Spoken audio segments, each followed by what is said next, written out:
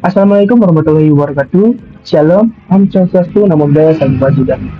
Kami dari LAMR Team di sini kami menampilkan hasil aplikasi yang sudah kami kembangkan dalam jangka waktu kurang lebih 3 bulan. Sebelum itu, perkenalkan saya Leonardo Sebakti dan teman saya. Halo, saya Arjuna Andriawan. Saya Mika Florencia. Saya Randy Stefan Alawa. Nah, di sini sudah tertampil sebuah aplikasi yang sudah kami kembangkan yang menerapkan beberapa fitur seperti transformasi, color adjustment, efek, color, dan domain frekuensi. Nah, sini saya akan membahas transformasi terlebih dahulu. Kemudian kita mengupload foto bisa melalui drag and drop. Nah, ini. Dan ini ada button undo dan redo. Button undo dan redo ini aktif jika kita sudah melakukan sebuah aksi. Aksinya seperti crop, kita akan memotong gambarnya. Kita bisa undo dan redo. Dan untuk menghapus semua yang ada di kanvas. Kemudian ada zoom in, ada zoom out, dan ada rotasi dan flip di transformasi. Dan ada color adjustment, yaitu mengatur sebuah cahayanya di brightness, contrast, ini, saturation, dan tint. Dan ada sebuah reset penyesuaian untuk mereset semua gambarnya. Nah, kemudian ada efek visual citra seperti filter yang ada di seperti Instagram, WhatsApp, yaitu seperti grayscale, sepia, invert, warm, dan vintage. Nah, di sini saya akan menerapkan salah satu contohnya, yaitu seperti saya ingin menaikkan ini dan ini, kemudian ini, dan saya ingin mengubah warnanya, kemudian saya download nih. Apakah dia berhasil? Nah, di sini sudah tertampil adalah LAMR editing karena sudah saya 4 kali nih download. Nah, dan beberapa fiturnya otomatis sudah terdownload ya teman-teman. Sekarang lagi proses. Nah, adapun bagian-bagian yang lain yang di sini di fungsi ini akan menampilkan seperti di color space dan grayscale dia akan menampilkan di sini. RGB dia juga akan menampilkan ASP dan lainnya yang deteksi peti ini. Oke. Ini saya bakal menjelaskan bagian color space dan domain frekuensi. Pertama-tama kita bakal memasukkan gambar yang terlebih dahulu. Langsung saja kita masuk ke bagian color space. Dan color space ini ada grayscale, RGB, HSV, CMYK, dan JEQ. Kita masuk ke dalam grayscale. Fitur grayscale ini citra atau gambarnya bakal menghasilkan warna abu-abu. Lalu ada RGB, citra atau gambar bakal menghasilkan warna merah, hijau, dan biru. Lalu ada HSV, di sini citra bakal menghasilkan warna hue, saturation, dan value. Lalu ada CMYK, di sini citra bakal menghasilkan cyan, magenta, yellow, dan black atau kanya. Lalu yang terakhir ada JEQ, ada luminance, inphase, dan quadrature. Nah, oke, kita langsung saja masuk ke bagian domain frekuensi. Di dalam domain frekuensi ini ada Fourier, inverse Fourier, soft light BTC, dan inverse BTC. Pertama kita bakal klik bagian Fourier. Di sini ada warna hitam dan putih ya, dan seperti ada gambar tambah atau bintang ya.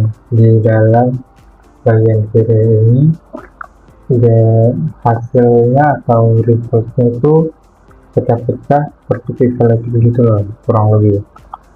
Lalu kita masuk ke dalam inverse Fourier. Inverse Fourier ini dia mengembalikan gambar seperti aslinya, cuman di sini warnanya itu jadi abu-abu dan gambarnya itu jadi pixelated. Lalu ada overlay. Di sini ada 4 gambar ya guys ya. Gambar pertama itu gambar yang dihasilkan dari inverse Fourier. Dia jadi abu-abu atau grayscale dan sedikit pixelated. Lalu di gambar kedua, ketiga, dan keempat itu seperti fitur deteksi tepi seperti Kenny dan lain sebagainya. Lanjut ke bagian DTC. Di bagian DTC ini mirip seperti Furir, cuman dia lebih kasar lagi ya. Kalau tadi kan sedikit lebih halus, ini lebih terlihat pixelatednya. Lalu yang terakhir ada inverse DTC. Ini mirip juga sama inverse Furir. Dia mengembalikan gambar ke bentuk aslinya, cuman dia jadi warna grayscale atau abu-abu dan gambarnya jadi pixelated. Mungkin itu saja yang bisa saya sampaikan untuk bagian color space dan domain frekuensi. Sekian, terima kasih. Baik, di sini saya akan menjelaskan bagian dari fitur aplikasi foto editing yang kelompok kami telah kerjakan. Nah, di sini saya akan menjelaskan bagian dari fitur deteksi tepi dan image enhancement-nya. Nah, sebelum saya menjelaskan untuk bagian dari fiturnya, di sini saya akan mencoba untuk mengupload sebuah image.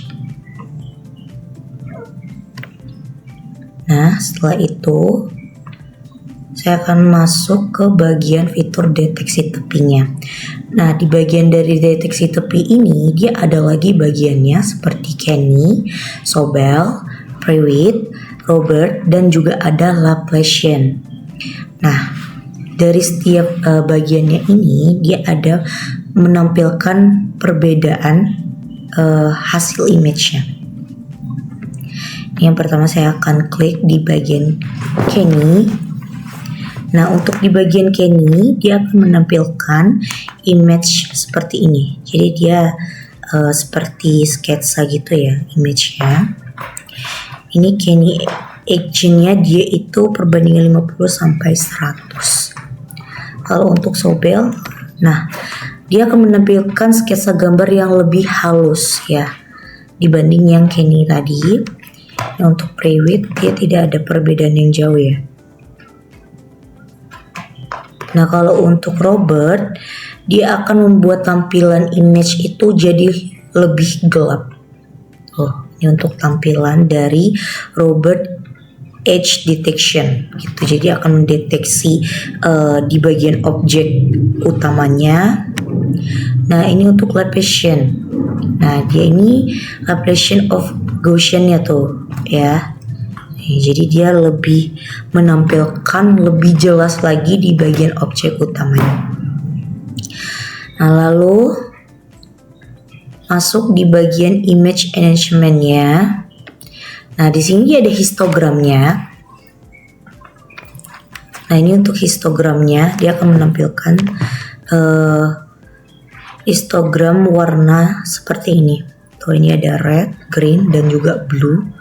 Ya tuh, menampilkan dari warna ya yang ada pada image. Untuk negatif, nah dia akan menampilkan hasilnya tuh seperti ini. Nih, tampilannya. Kalau untuk main-nya, nah ini untuk filter main-nya. Ini nggak jauh beda ya dari tampilan gambar aslinya.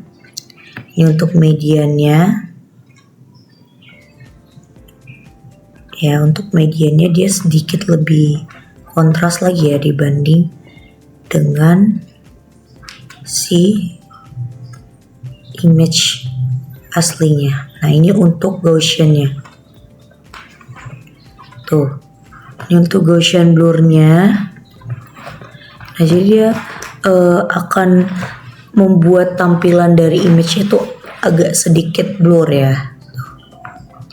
Nah, ini untuk ketika dibuat di bagian serpent-nya ya, ini dari image enhancement-nya, dia akan menampilkan hasil gambar seperti ini. Tuh, jadi image-nya itu akan lebih dipertajam lagi. Ini untuk emboss. Nah, untuk tampilan emboss-nya dia seperti ini. Ya, tuh. Ini untuk histogram equalization-nya. Nah, ini dia untuk dari segi hasil image-nya dia lebih kontras gitu ya. Nah, jadi seperti ini untuk bagian dari fiturnya. Nah, baik, untuk fitur selanjutnya akan dilanjutkan oleh rekan saya. Saya di sini akan menampilkan atau menjelaskan dua fitur dari aplikasi yang kami buat. Fitur yang pertama yang akan saya jelaskan yaitu fitur thresholding, dan fitur kedua ada advanced segmentation. Nah, langsung saja di sini kita akan mengupload fotonya. Kita pilih fotonya, kita open, dan fotonya akan tampil di sini. Nah, langsung saja kita ke fitur yang pertama yaitu thresholding. Nah, di dalam fitur thresholding ini ada dua fitur di dalamnya, yaitu global threshold dan local threshold. Yang pertama akan kita coba yaitu global threshold. Nah, di global threshold ini kita dapat menentukan nilai ambang, yang dimana nilai ambangnya dari 0 sampai 255. Kita bebas menerapkan nilainya itu berapa. Nah, contohnya kita buat nilai ambangnya itu 75. Kita terapkan dan hasil fotonya itu seperti ini. Nah, kemudian kita akan coba ke local threshold. Nah, di local threshold ini kita dapat menentukan ukuran areanya dan konstanta. Nah, yang dimana kita akan coba ukuran areanya itu 15 dan konstantanya 5. Langsung saja kita terapkan. Nah, dan hasilnya seperti ini. Dia akan tampil langsung, yang dimana ukuran areanya itu 15, konstantanya 5, dan hasilnya akan seperti ini. Nah, kemudian